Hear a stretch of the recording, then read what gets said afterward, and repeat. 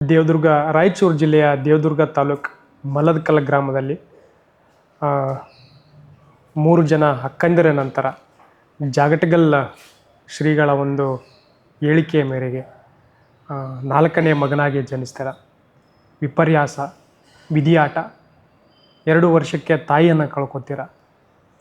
ಇದಾದ ನಂತರ 3 ಜನ ಅಕ್ಕಂದಿರ ಪೋಷಣೆ, ತಂದೆಯ ಒಂದು ಮಾರ್ಗದರ್ಶನದಲ್ಲಿ ನಿಮ್ಮ ಒಂದು ಬಾಲ್ಯ ಜೀವನ ನಡೀತಾ ಹೋಗುತ್ತೆ. ಆ ಒಂದು ಸಂದರ್ಭದಲ್ಲಿ ಬಾಲ್ಯದ ಯಾವ ಮೌಲ್ಯಗಳು ನಿಮಗೆ ನಿಮ್ಮ ವ್ಯಕ್ತಿತ್ವವನ್ನು ರೂಪಿಸೋಕ್ಕೆ ಕಾರಣ ಆಯಿತು ಅಂತೇಳಿ ಸರ್? 2 ಮೌಲ್ಯಗಳು. ಒಂದು, ನಮ್ಮ ತಾಯಿಯಿಂದ ಬಂದಂಥ ಮೌಲ್ಯ. ನಾನು 2 ವರ್ಷದವರಿದ್ದಾಗ ಅವರು ತೀರ್ಕೊಳ್ಳೋದ್ರಿಂದ ಅವ್ರ ಮುಖ ಕೂಡ ನಾನು ಚೆನ್ನಾಗಿ ನೆನಪಿಲ್ಲ. ಆದರೆ ನಮ್ಮ ಅಕ್ಕಂದರು ಹೇಳಿರ್ತಕ್ಕಂಥ ಮಾತು ಆಗ ಕೂಡ ಅವರು ನಡ್ಕೊಂಡಂಥ ರೀತಿ ಒಂದು ಒಳ್ಳೆ ಪರಿಣಾಮ ಮೂಡಿ ಒಂದು ಮೌಲ್ಯನ ಬಿತ್ತಿತ್ತು ನನ್ನ ಹೃದಯದಲ್ಲಿ. ಏನದು? ನಾನು 2 ವರ್ಷದವನಿದ್ದಾಗ ನಮ್ಮ ತಾಯಿಯವರು ಊಟ ಮಾಡಿಸುವಾಗ, ಕೈ ತುತ್ತಿನಿಂದ ಊಟ ಮಾಡಿಸುವಾಗ, ನನಗಷ್ಟೇ ಅಲ್ಲ, ಊರಿನಲ್ಲಿರ್ತಕ್ಕಂಥ, ಅದರಲ್ಲಿ ನಮ್ಮ ಮನೆಯ ಸುತ್ತಮುತ್ತ ಇರ್ತಕ್ಕಂಥ ಬೇರೆ ಬೇರೆ ಜಾತಿಯವರು, ಮುಸ್ಲಿಮರು, ನಾಯಕರು, ಇನ್ನೂ ಅನೇಕ ಜಾತಿಯವರು ಎಲ್ಲರೂ ಒಂದು ಲೈನಿಗೆ, ಒಂದು 8-10 ಮಕ್ಕಳ ಲೈನಿಗೆ ಕೂಡಿಸಿ ಎಲ್ಲರಿಗೂ ನಮ್ಮ ತಾಯಿ ಊಟ ಮಾಡಿಸ್ತೀವಿ. ಇದನ್ನು ನಮ್ಮ ಅಕ್ಕವ್ರು ಇರ್ತಿರು, ನನಗೇನೋ ಅಷ್ಟೊಂದು ಜ್ಞಾಪಕಿಲ್ಲ, ಹೇಳ್ತಾಯಿದ್ರು. ನಾನು ಮುಂದೆ ಬೆಳೆದ ಮೇಲೆ ಸ್ಕೂಲಿಗೆ ಹೋಗಿ ಸ್ಟಾರ್ಟ್ ಮಾಡಿ ಮುಂದೆ ಬೆಳೀತಾ ಹೋದಂತೆಲ್ಲ ಏನು ನಮ್ಮ ತಾಯಿಯವರು ಎಲ್ಲ ಜಾತಿಯವರಿಗೂ ಎಲ್ಲ ಕುಲದವರಿಗೂ ಭೇದ ಭಾವ ಇಲ್ಲದೆ ಈ ಥರ ಊಟ ಮಾಡಿಸ್ತಿದ್ಲು. ಅಂದರೆ ಅವ್ರು ಎಜುಕೇಟೆಡ್ ಅಲ್ಲ, ಆದರೂ ಒಂದು ಮೌಲ್ಯ ಅಂದರೆ ಜಾತ್ಯತೀತ, ಅಂದರೆ ಸೆಕ್ಯುಲರ್ ಅಂತ ಅದಕ್ಕಂತೀವಿ ನಾವು. ಯಾವಾಗ ಧರ್ಮ ಜಾತಿಯನ್ನು ಮೇಲೆ ಡಿಸ್ಕ್ರಿಮಿನೇಟ್ ಮಾಡಲಾರದೆ, ತಾರತಮ್ಯ ಮಾಡಿದಂಥದ್ದು ಆ ಮೌಲ್ಯ ನನ್ನಲ್ಲಿ ಗಟ್ಟಿಯಾಗಿ ಉಳಿದ್ಬಿಟ್ಟಿದೆ, ಬೆಳೀತಾ ಹೋಯ್ತದೆ. ಬಂದಂಗೆ ಇವತ್ತಿಗೂ ನಾನು ಯಾರಿಗಾದ್ರೂ ಪರಿಚಯ ಆವಾಗ ನಿಮ್ಮ ಹೆಸರು ಕೇಳಿರ್ತೀನಿ, ಊರು ಕೇಳಿರ್ತೀನಿ. ಎಂದೆಂದು ನಾನು ತಪ್ಪಿ ಕೂಡ ನಿಮ್ಮ ಜಾತಿ ಯಾವುದು ಅಂತ ಕೇಳೋದಿಲ್ಲ. ನಾನು ಜಾತಿಯ ಬಗ್ಗೆ ಕೇಳೋದೇ ಇಲ್ಲ. ನನಗೆ ನನ್ನ ಪ್ರಕಾರ ಧರ್ಮ ಜಾತಿಯು 2, ಒಂದು ಒಳ್ಳೆಯದು, ಒಂದು ಕೆಟ್ಟದ್ದು. ಒಳ್ಳೆಯವ್ರ ಜಾತಿ, ಕೆಟ್ಟವ್ರ ಜಾತಿ, ಇದನ್ನು ನಾನು ಬಲವಾಗಿ ನಂಬಿದ್ದೀನಿ. ಬರೀ ನಂಬೋದಲ್ಲ, ಅದನ್ನು ನಾನು ಇವತ್ತಿಗೂ ಬದ್ಧನಾಗಿದ್ದೀನಿ. ಅದಕ್ಕೆ ಆ ಥರ ನಡ್ಕೊಳ್ತೀನಿ. ಅದ್ರಿಗೆ ನಾನು ಧೈರ್ಯವಾಗಿ ಆ ಮಾತು ಹೇಳ್ತೀನಿ. ನಾನು ಇನ್ನೊಂದು ಮೌಲ್ಯ ಅಂದರೆ, ನಾನು ಪ್ರಾಥಮಿಕ ಶಾಲೆಯಲ್ಲಿ, ಕನ್ನಡ ಶಾಲೆಯಲ್ಲಿ ನಮ್ಮೂರಿನಲ್ಲಿ ಓದುವಾಗ ಸಾಸಿವಾಳ ಶರಣಯ್ಯ ಅಂತ ನನ್ನ ವಿದ್ಯಾಗುರುಗಳು, ಅವರು 96 ವರ್ಷವರೆಗೆ ಬದುಕಿದ್ರು. ಇತ್ತೀಚೆಗೆ ಅವರು ಒಂದು 3 ವರ್ಷ 2 ವರ್ಷ ಕೆಳಗೆ ಅವ್ರು ತೀರ್ಕೊಂಡ್ರು.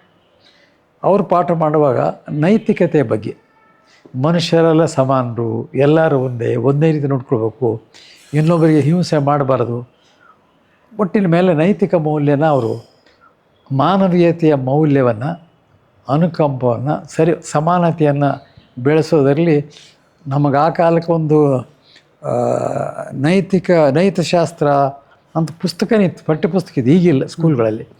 ಅದಕ್ಕೆ ಅವರೊಬ್ಬರದ್ದು ಈ ಮಾನವೀಯತೆ ಬಗ್ಗೆ ನಮ್ಮ ಟೀಚರು, ಈ ಜಾತ್ಯಾತ್ಮಕ ಕಲ್ಪನೆ ಬಗ್ಗೆ ನಮ್ಮ ತಾಯಿ, ಇವೆರಡು ಮೌಲ್ಯಗಳು ಮುಂದೆ ಬರ್ತಾ ಜೀವನದಲ್ಲಿ ಬೇರೆ.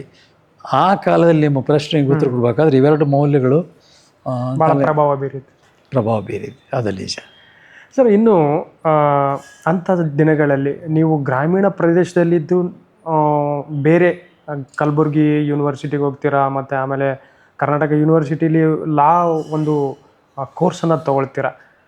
ಈ ಕೋರ್ಸನ್ನು ತೊಗೊಳಕ್ಕೆ ನಿಮ್ಗೆ ಏನಾದರೂ ಪ್ರೇರಣೆ ಆಯ್ತಾ ಸರ್, ಅಥವಾ ಕ್ಯಾಶುವಲ್ ಆಗಿ ಈ ಒಂದು ಕೋರ್ಸಿಗೆ ಬರೋಕ್ಕೆ ಏನಾದರೂ? ಇಲ್ಲಿ ಪೂರ್ವಕವಾಗಿ ಪೂರ್ವಭಾವಿಯಾಗಿ ಒಂದು ಮಾತು ಹೇಳಿದರೆ ಮುಂದಿನ ನನ್ನ ಉತ್ತರ ರೆಲೆವೆಂಟ್ ಆಗ್ತದೆ. ನಮ್ಮದೊಂದು ಹಳ್ಳಿ, ಅದು ಹಳ್ಳಿಯೆಲ್ಲ ಬರೀ ಕುಗ್ರಾಮ. ಇಷ್ಟರ ಮಟ್ಟಿಗೆ ಅಂದರೆ ನಮ್ಮೂರಿನಲ್ಲಿ ಬಹುಶಃ ನಾನೇ ಮೊದಲನೇ ಪದವೀಧರ. ಇನ್ನೊಬ್ಬರು ನನ್ನ ಜೊತೆ ಇದ್ದರು, ಅವರು ಪದವಿ ಮಾಡಿದ್ದಾರೆ, ಗೋಪಾಲರಾವ್ ಅವರು. ಕನ್ನಡ ಶಾಲೆ ಊರಿನಲ್ಲಿ 4ನೇ ಹತ್ತುವರೆಗೆ ಕನ್ನಡ ಶಾಲೆ. ಆಮೇಲೆ ಹೈಸ್ಕೂಲ್ ಹಮ್ದರ್ದ್ ಹೈಸ್ಕೂಲ್. ಹೈಸ್ಕೂಲ್ನಲ್ಲಿ ಮೆಟ್ರಿಕ್ಯುಲೇಷನ್ ಪಾಸ್ ಆದಮೇಲೆ ನಾನು ಓದಲೇಬೇಕು, ಏನಾದರೂ ಸಾಧನೆ ಮಾಡಬೇಕಂತಕ್ಕಂಥ ಛಲ ಪ್ರಾಥಮಿಕ ಶಾಲೆಯಲ್ಲಿದ್ದವರುಗಳಿಂದಲೂ ಆ ಥರದೊಂದು ಭಾವನೆ. ಕಷ್ಟಪಡಬೇಕು, ಓದಬೇಕು, ನಾನು ಏನಾದರೂ ಸಾಧನೆ ಮಾಡಬೇಕು, ಚೆನ್ನಾಗಿ ಓದಬೇಕು. ಅದಕ್ಕೆ ನಾನು ಯಾವುದೋ ಒಂದು ಕಾನ್ವೆಂಟ್ ಸ್ಕೂಲು, ಇಂಗ್ಲೀಷ್ ಮೀಡಿಯಮ್ ನಮಗೆ ಅನುಕೂಲ ಇರಲಿಲ್ಲ. ನಾವು ಫ್ಯಾಕ್ಚುಲಿ ವಾಸ್ತವಿಕವಾಗಿ ಓದಲಿಲ್ಲ, ಕನ್ನಡ ಶಾಲೆಯಲ್ಲಿ ಓದ್ತೀವಿ. ಹೈಸ್ಕೂಲ್ ನಾನು ಪಾಸ್ ಆದ ಮೆಟ್ರಿಕ್ಯುಲೇಷನ್. ಅದಾದಮೇಲೆ ಕಾಲೇಜಿಗೆ ಹೋಗ್ಬೇಕು. ನಿಮಗೇನು ಪ್ರೇರಣೆ, ಏನು ಮಾರ್ಗದರ್ಶನ ಅಂತ ಕೇಳಿದ್ರಿ. ಇಲ್ಲಿ ಭಾಳ ಒಂದು ತಮಾಷೆನೂ ಇದೆ, ವಾಸ್ತವಿಕವಾಗಿ ಯಾವ ರೀತಿಯಾಗಿ ಬದಲಾಯಿಸ್ತು ಬದುಕೊಂಬೋದು ಇದೆ. ಕಾಲೇಜಿಗೆ ಹೋಗಬೇಕು. ಆ ಕಾಲದಲ್ಲಿ ಗುಲ್ಬರ್ಗ, ರಾಯಚೂರು, ಬೀದರ್ ಅನ್ಡಿವೈಡೆಡ್ ಡಿಸ್ಟ್ರಿಕ್ಟ್ಸ್, ಈ 3 ಕೂಡಿ ಹೈದರಾಬಾದ್ ಕರ್ನಾಟಕ. ಈ ಕಲ್ಯಾಣ ಕರ್ನಾಟಕ ಸ್ವಲ್ಪ ವಿಸ್ತಾರ ಇದೆ, ಯಾಕಂದ್ರೆ ಬಳ್ಳಾರಿನೂ ಸೇರಿಸ್ಕೊಂಡಿದ್ದಾರೆ. ಆಮೇಲೆ ಜಿಲ್ಲೆಗಳ ವಿಭಾಗಗಳನ್ನಾಗಿವೆ. ಹೈದರಾಬಾದ್ ಕರ್ನಾಟಕದಲ್ಲಿ ಈ 3 ಜಿಲ್ಲೆಗೆ ಇದ್ದದ್ದು ಒಂದೇ ಒಂದು ಕಾಲೇಜು, ಅದು ಕಲಬುರಗಿಯಲ್ಲಿ government arts and science college. ನಮ್ಮ ತಂದೆಯವರು ಎಜುಕೇಟೆಡ್ ಅಲ್ಲ, 4ನೇ ಕ್ಲಾಸ್ವರೆಗೆ ಉರ್ದು ಮೀಡಿಯಮ್ನ ಓದೋರು. ಬಟ್ ಭಾಳ ಬುದ್ಧಿವಂತರು ಅವರು, ವರ್ಲ್ಡ್ಲಿ ವೈಸ್ ಅಂತಾರಲ್ಲ. ಆದರೆ ಮುಂದೆ ಏನು ಮಾಡಬೇಕು ಅಂತ ಗೈಡ್ ಮಾಡಬೇಕು ಅಂತ ಆ ಪರಿಸ್ಥಿತಿಯಲ್ಲಿ ಅವರು ಇರಲಿಲ್ಲ. ನಮ್ಮ ಮನೆಯಲ್ಲಿ ನಮ್ಮ ರಿಲೇಷನ್ನು ಯಾರು ಎಜುಕೇಟೆಡ್ ಇರಲಿಲ್ಲ. ಆ ಭಾಗದ ಮೊದಲೇ ನೈಜ ಹೈದರಾಬಾದ್ ಏರಿಯಾ ನೆಗ್ಲೆಕ್ಟೆಡ್ ಏರಿಯಾ, ಅದರಲ್ಲಿ ಹಳ್ಳಿ, ಯಾರೂ ಇರಲಿಲ್ಲ. ನಾನು ಹೋಗಲೇಬೇಕಾಯಿತು. ಒಬ್ಬನೇ ಓದೆ ಕಲಬುರ್ಗಿ, ಆ ಗುಲ್ಬರ್ಗ ಅಂತ ಇರೋದು ಓದೆ. ಅದೊಂದೇ ಕಾಲೇಜು, ಅಲ್ಲಿ ಹೋದೆ ನಾನು. ಆಗ ನನಗೆ ಏನೇನೇನು ಕಲ್ಪನೆ ಇರಲಿಲ್ಲ. ಯಾವ ಕೋರ್ಸ್ ತೊಗೊಳ್ಬೇಕು, ಆರ್ಟ್ಸ್ ತೊಗೊಳ್ಬೇಕಾ, ಸೈನ್ಸ್ ತೊಗೊಳ್ಬೇಕಾ, ಕಾಮರ್ಸ್ ತೊಗೊಳ್ಬೇಕಾ, ಏನು ಕೋರ್ಸ್ ಮಾಡಿದರೆ ಮುಂದೆ ಭವಿಷ್ಯ ಏನಾಗ್ತದೆ ಅಂತ ಏನೂ ಗೊತ್ತಿರಲಿಲ್ಲ. ನೀವು ಇಮ್ಯಾಜಿನ್ ಮಾಡಿರಿ, 10ನೇ ಕ್ಲಾಸ್ ಮೆಟ್ರಿಕ್ ಪಾಸ್ ಆದಾಗ ನನಗೆ 15 ವರ್ಷ. 15 ವರ್ಷದಲ್ಲಿ ಈಗಲ್ಲ, ಈಗ ಇಂಟರ್ನೆಟ್ಟು ಎಲ್ಲ ಇರೋದ್ರಿಂದ 15 ವರ್ಷದಲ್ಲಿ ಭಾಳ ಗೊತ್ತಾಗಿದೆ. ನೀವು ನಮ್ಮ ಕಾಲ, ನಮ್ಮ ಪರಿಸ್ಥಿತಿ ನೋಡಿ. ಆಗ ನಮಗೇನು ಗೊತ್ತಾಗಲಿಲ್ಲ. ಇಂಟರ್ನೆಟ್ ಇಲ್ಲ, ಯಾವುದಿರಲಿಲ್ಲ, ಸುತ್ತಮುತ್ತ ಹೇಳೋರು ಇರಲಿಲ್ಲ. ಆ ಕಾಲೇಜಿಗೆ ಹೋದೆ. ಆ ಕಾಲೇಜಿಗೆ ಹೋದಾಗ ಅಡ್ಮಿಷನ್ಗೋಸ್ಕರ 2 ಲೈನ್ ಇದ್ದು, ಒಂದು ಲೈನ್ ಆರ್ಟ್ಸು, ಮತ್ತೊಂದು ಲೈನ್ ಸೈನ್ಸ್. ನನಗೆ ಗೊತ್ತಿರಲಿಲ್ಲ ಯಾವ ಲೈನ್ಗೆ ಹೋಗ್ಬೇಕಂತ. ನಮ್ಮೊಬ್ಬ ಗೆಳೆಯ ಒಂದು ಲೈನ್ ಕ್ಯೂನಲ್ಲಿದ್ದ. ನಮ್ಮ ಗೆಳೆಯ ಈ ಕ್ಯೂನಲ್ಲಿದ್ದ, ನಾನು ಅದೇ ಲೈನ್ಗೆ ಹೋಗೋಣ ಅಂತ ಹೋದೆ. ಅದು ಸೈನ್ಸ್ ಆಯಿತು. ಸೈನ್ಸ್ ಆದಮೇಲೆ ಮತ್ತು BSc ಮಾಡಿದೆ ಅದೇ ಕಾಲೇಜಲ್ಲಿ, ಗೌರ್ಮೆಂಟ್ ಕಾಲೇಜಲ್ಲಿ. PUC ಸೈನ್ಸ್ ಮುಗಿತಾ ಇದ್ದಾಗ ಡಿಗ್ರಿ ಕಾಲೇಜ್ ಆಯಿತು, ಅದೇ BSc ಸೈನ್ಸ್ ಕಂಟಿನ್ಯೂ ಮಾಡಿದೆ. ಆಗ ನಾನು BSc ಓದುವಾಗ ಈ ಡಿಬೇಟಿಂಗ್ ಕಾಂಪಿಟೇಷನ್, ಚರ್ಚಾಸ್ಪರ್ಧೆಗಳಲ್ಲಿ ನಾನು ಭಾಳ ಭಾಗವಹಿಸ್ತಾ ಇದ್ದೆ. ಆಮೇಲೆ ಮಾತಾಡ್ತಕ್ಕಂಥ ಇದರಿಂದ ಪ್ರತಿಯೊಂದು ಡಿಬೇಟ್ನಲ್ಲಿ ನಾನು ಯಾವಾಗಲೂ ಫಸ್ಟ್ ಬರ್ತಾಯಿದ್ದೆ. ಮುಂದೆ ಲಾಕ್ಕೆ ಸಂಬಂಧಪಟ್ಟ ವಿಷಯ ಆದ್ದರಿಂದ ಪೂರ್ವಭಾವಿ ಹೇಳ್ತಾ ಇದ್ದೀನಿ. ಆಮೇಲೆ ಆ ಕಾಲೇಜಿನ ವಿದ್ಯಾರ್ಥಿ ಸಂಘದ ಅಧ್ಯಕ್ಷ ಅದೇ. ಭಾಳಷ್ಟಿಂಥ ಚಟುವಟಿಕೆಗಳು ಮಾಡುವಾಗ, ಆ 3 ವರ್ಷ BSc ಮಾಡುವಾಗ ಆ ಪೀರಿಯಡ್ನಲ್ಲಿ ಆಗ ನನಗೆ ಬೆಳಕು ಸಿಕ್ಕಿತು. ಏನಂತ, ಇವೆಲ್ಲ ನೋಡಿದ್ರೆ ನಾನು ಲಾಯರ್ ಆಗ್ಬೋದು ಅಂಬೋದು ಆಗ ನನಗೆ ಒಳಿತು. ಡಿಗ್ರಿಯಲ್ಲಿ ನಮ್ಮೊಬ್ಬ ಪ್ರಿನ್ಸಿಪಾಲ್ ಇದ್ದರು ಆಗ, DJ ನಾವರ್ ಅಂತ. ಅವರು ಧಾರವಾಡದವರು, ಭಾಳ ಕಾಂಪಿಟೆಂಟ್ ಪ್ರಿನ್ಸಿಪಲ್. ಅವ್ರು ನನಗೆ ಅಟಾಮಿಕ್ ಫಿಸಿಕ್ಸ್ ಓದಿಸ್ತಾಯಿದ್ರು. ನನ್ನ ಮೇಲೆ ಬಹಳ ಪ್ರೀತಿ ಅವರಿಗೆ. ಎಲ್ಲ ಆ್ಯಕ್ಟಿವಿಟೀಸ್ ನೋಡಿ, ಶಿಸ್ತು. ನಾನು ಅಧ್ಯಕ್ಷರಾದ ಕೂಡ ಆ ಕಾಲೇಜಿನಲ್ಲಿ ಸ್ಟ್ರೈಕು, ಗಲಾಟೆ ಏನೇನಿರಲಿ, ಎಲ್ಲರೂ ವಿದ್ಯಾರ್ಥಿಗಳು ನನ್ನ ಜೊತೆ ಪ್ರೀತಿಯಿಂದ ಕೇಳ್ತಾಯಿದ್ರು. ಅವರು ಭಾಳ ಖುಷಿ, ಕಾಲೇಜ್ ಚೆನ್ನಾಗಿ ನಡೀತಾ ಇದೆ, ನಮಗೇನು ತೊಂದರೆ ಇಲ್ಲ ಅಂತ ಪ್ರೀತಿ ಮಾಡ್ತಾಯಿದ್ರು. ಒಂದು ದಿವಸ ಹೇಳಿದರು, ಫೈನಲ್ ಇಯರ್ ನಾನು ಎಕ್ಸಾಮ್ ಬರೆದಿದ್ದೆ, ರಿಸಲ್ಟ್ ಬರ್ತಿತ್ತು. Mister Patil, you don't do MSc, you do law. I am seeing a great lawyer in you ಅಂದರು ಅವರು. ನಾನಂದೆ, ನಾನು ಆಲ್ರೆಡಿ ನನ್ನ ಮನಸ್ಸಿನಲ್ಲಿ ನಾನು ಲಾ ಮಾಡ್ಬೇಕಂತ ಇತ್ತು, ಮನಸ್ಸಲ್ಲಿ ಬಂದಿತ್ತು, ಹೇಳಿದೆ ನಿಮಗೆ. Yes sir, I also think so, I will do that. ಅದು ಮುಂದೆ ಅಲ್ಲಿ ನನಗೆ ಲಾಕ್ ಹೋಗ್ಬೇಕಂತದ್ದು, ಲಾ ಕಾಲೇಜ್ ಅಲ್ಲೇ ಗುಲ್ಬರ್ಗದಲ್ಲಿ SS ಲಾ ಕಾಲೇಜ್ ಸೇರಿಕೊಂಡೆ. ಮೊದಲನೇ ಬ್ಯಾಚ್ 1960ರಲ್ಲಿ SSL ಲಾ ಕಾಲೇಜಿನ ಮೊದಲನೇ ಬ್ಯಾಚಿನ ವಿದ್ಯಾರ್ಥಿ ನಾನು. 62ರಲ್ಲಿ ಲಾ ಮಾಡಿದೆ. ನೋಡಿ ಹೆಂಗೆ ಒಂಥರ ಕಾಕತಾಳೀಯ ಅನ್ರಿ. ಮುಂದೆ ಅದೇ ಕಾಲೇಜಿನಲ್ಲಿ ಪಾರ್ಟ್ ಟೈಮ್ ಲೆಕ್ಚರರ್, ಅರೆಕಾಲಿಕ ಉಪನ್ಯಾಸಕರಾದೆ. ಅದೇ ಕಾಲೇಜಿಂದ 3 ವರ್ಷ ಸುಮಾರು ಗೌರವ ಪ್ರಿನ್ಸಿಪಾಲ್ ಆಗಿದೆ.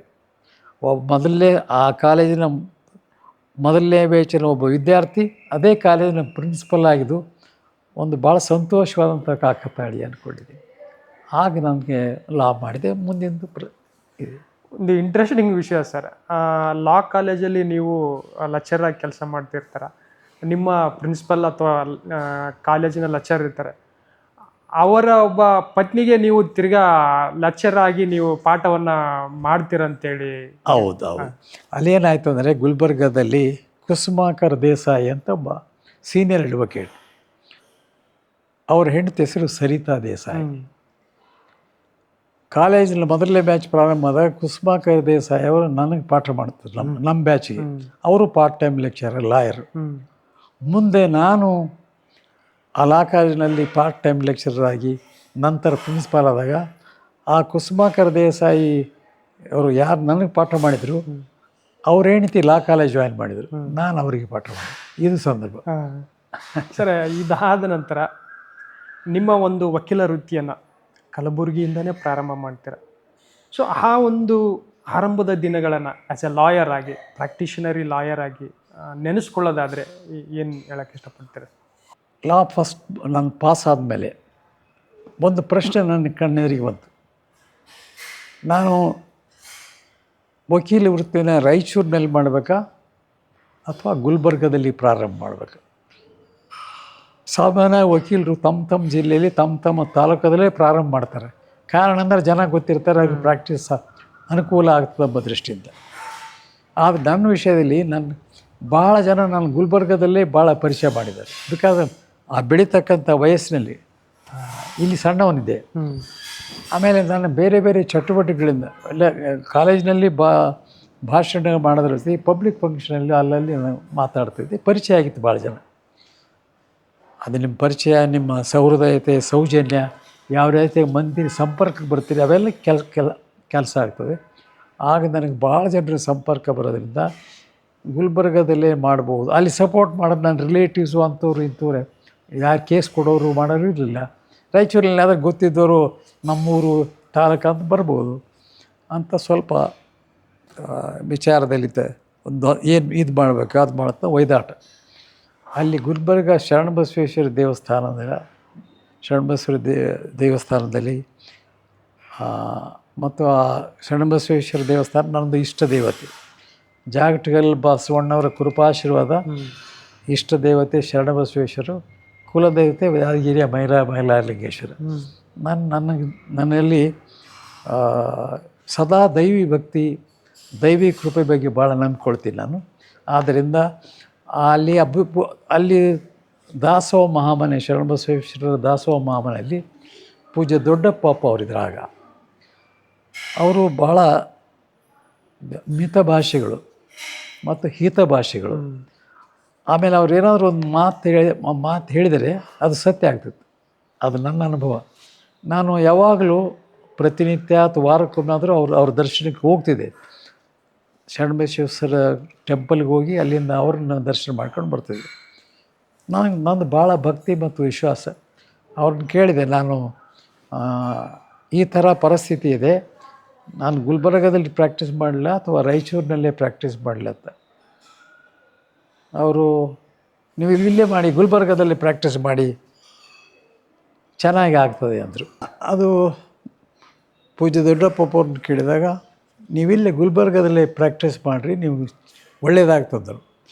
ನನ್ನ ಮೇಲೆ ಅವರಿಗೆ, ನಾನು ಅವ್ರ ಮೇಲೆ ನನ್ನ ಭಕ್ತಿ ಮತ್ತು ವಿಶ್ವಾಸ ಎರಡು ಇರೋದ್ರಿಂದ ಅವತ್ತೇ ಡಿಸೈಡ್ ಮಾಡಿದೆ ನಾನು ಕಲಬುರಗಿಯಲ್ಲೇ ಪ್ರಾಕ್ಟೀಸ್ ಪ್ರಾರಂಭ ಮಾಡೋಣ. ಅಲ್ಲೇ ಪ್ರಾರಂಭ ಮಾಡಿದೆ.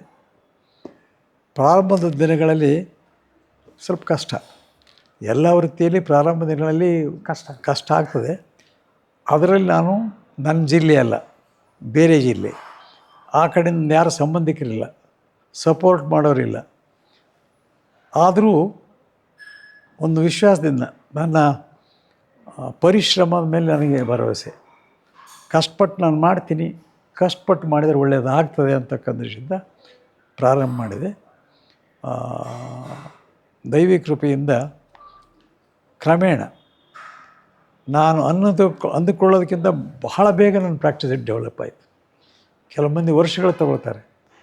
ನಾನು ಪ್ರಾಕ್ಟೀಸ್ ಮಾಡಿದ ಒಂದೇ ವಾರದಲ್ಲಿ ಒಂದು ಕೇಸ್ ಬಂತು ನನಗೆ. ನಮ್ಮೊಬ್ಬರು ಗೆಳೆಯರು ನನ್ನ ಬಗ್ಗೆ ಚೆನ್ನಾಗಿ ಗೊತ್ತಿರೋದ್ರಿಂದ ಮೊದಲನೇ ಕೇಸ್ ಅವರು ತಂದು ಕೊಟ್ಟರು ನನಗೆ. ಆಮೇಲೆ ಇನ್ನೊಬ್ಬರು ಗೈಡೆನ್ಸ್ ತಗೊಂಡು 3 ತಿಂಗಳು 6 ತಿಂಗಳು 1 ವರ್ಷದಲ್ಲಿ ಮೊದಲನೇ ತಿಂಗಳ ನಾನು ಉತ್ಪನ್ನ ಆ ಕಾಲದಲ್ಲಿ ₹300 ನಾನು ಬದುಕು ಸಾಗಿಸಿದ್ದೀನಿ. ಆ ವೃತ್ತಿ ಬೇರೆ ಸಪೋರ್ಟ್ ಇಲ್ಲ, ಆರ್ಥಿಕವಾಗಿ ನಾವು ಮನೆಯಿಂದ ಅನುಕೂಲವಾಗಿರಲಿಲ್ಲ. ಆದರೆ ನನ್ನ ಜೀವನದಲ್ಲಿ ಎಲ್ಲರಿಗೂ ವಿದ್ಯಾರ್ಥಿ ಜೀವನ ಹಿಡ್ಕೊಂಡು ಬೆಳೆಯುವವರೆಗೆ ಮುಂದೆ ವೃತ್ತಿಯಲ್ಲಿ ಕೂಡ ಜೀವನದಲ್ಲಿ ಕೂಡ ಬೆಳಿಬೇಕಾದರೆ ನನ್ನ ಅಚಲವಾದ ಅಥವಾ ಬಲವಾದ ನಂಬಿಕೆ ಮತ್ತು ಅನುಭವ ಎರಡು ಏನು, ಪರಿಶ್ರಮ. ಈ ಮಾತನ್ನು ಅನೇಕ ಕಡೆ ಹೇಳಿದ್ದೀನಿ ನಾನು. ಪ್ರಾಮಾಣಿಕತೆ ಮತ್ತು ವಿನಯ. ಪರಿಶ್ರಮ, ಪ್ರಾಮಾಣಿಕತೆ ಮತ್ತು ವಿನಯ ಇದ್ದಲ್ಲಿ ಪರಮಾತ್ಮನ ಕೃಪೆ ಇರ್ತದಂತೆ. Hard work, honesty